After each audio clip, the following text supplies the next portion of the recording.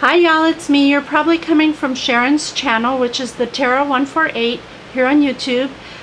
We are part of the Scrappin Queens and a King for 2013. It's being hosted by Betty, Tamika, and Markeisha, and they invited us to take part in this YouTube hop. Thank you so much, ladies.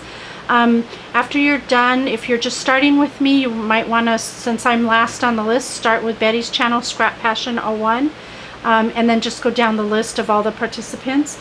You should leave comments on the videos because they're giving prizes away. So with that said, the theme for our YouTube hop is dinner and a movie, and we were to make a canvas based on our favorite movie. And while this is not necessarily my favorite movie, it's a movie that I love a lot, and not so much for the topic because it deals with infidelity, which I don't like, but I do like the characters' relationship that they have. It's so passionate and loving, and if you know the movie, you'll know what I'm talking about. So my movie was The Bridges of Madison County. So here is my canvas. Now, Lemore helped me so much. Thank you, Lemore. I had to throw my first one away. It came out horrid. I can't even tell you. I cried over it. It was so bad. But anyhow, I did another one and I made it through, and it's not your typical canvas. To me, it looks like a layout, but oh well, it works. So anyway, I'll try to walk you through this the best I can. So the characters Meryl Streep and Clint Eastwood. Meryl Streep lives on a farm with her husband of many years. Her family is leaving for a 4-day adventure to a fair to take their prize bull in for, you know, competition or something, and so they're gone for 4 days. In the first day, she meets Clint Eastwood. He drives up, and he's a photographer for National Geographic, which is featured there, and the camera here for his photography. The chicken wire represents her farm, by the way. That's why to put that there. So he comes to her asking for directions to the Rosamond, well, to the covered bridges, and she tries to lead him to the Rosamond Bridge verbally, but can't do it, so she ends up going with him.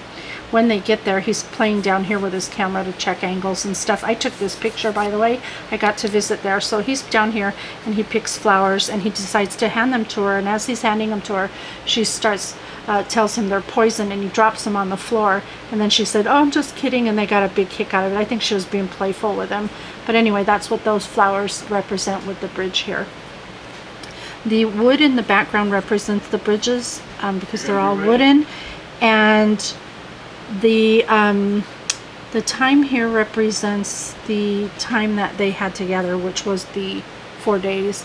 That night, after he drove her back home, she decided to go back and leave a note on the bridge here for him to have dinner with her, and that's represented by the stamped image that I did here, the handwriting.